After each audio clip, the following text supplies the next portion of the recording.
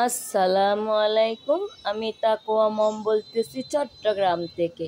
দূরে এবং কাছে, দেশ ও দেশের বাইরে থেকে যারা দেখতেছেন আপনাদেরকে অসংখ্য ধন্যবাদ। আশা করি আপনারা ভালো আছেন। আলহামদুলিল্লাহ আমিও ভালো আছি।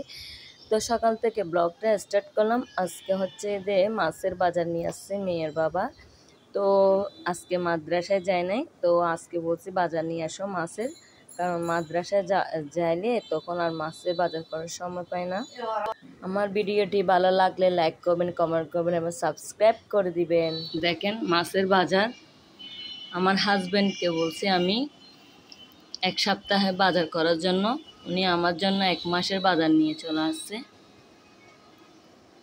উনি এরকমই করে বাজারে গেলে তরকারি শুদ্ধ নিয়ে আসে, তরকারি আর কি পচে যায় বেশি দিন থাকলে। দেখেন কাঁচা তরকারি বাসায় আছে, শুধু শাক আনতে বলছি ওনার জন্য।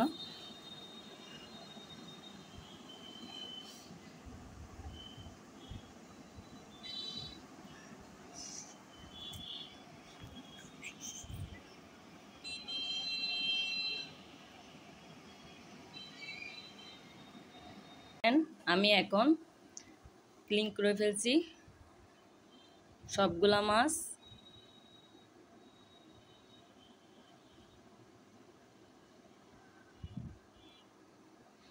এখান থেকে আমি রোট্টা মাছগুলো রান্না করে ফেলবো, আর বাকি মাছগুলা ফ্রিজে রেখে দিব। এখানে মাছ হচ্ছে যে এখানে 2 রকমের মাছ, পোয়া মাছ আর মাল মাছ। আর এখানে 3 রকমের মাছ, রুই মাছ, পাবদা মাছ, রোট্টা মাছ। তো আমি রোট্টা মাছ রান্না করব, পাবদা মাছ আজকে না। আর পোয়া মাছ থেকে 4 টুকরা নিয়ে রাতের জন্য রান্না করব। শুধু 2 রকমের মাছ রান্না করব, আলগুলা ফ্রিজে রেখে দিব।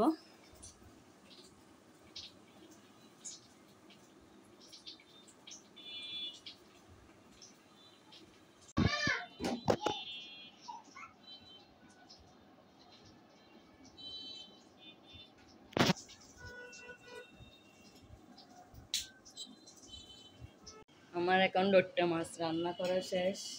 দেখেন রোট্টা মাছগুলা রান্না করে ফেলছি, একদম টাটকা টাটকা।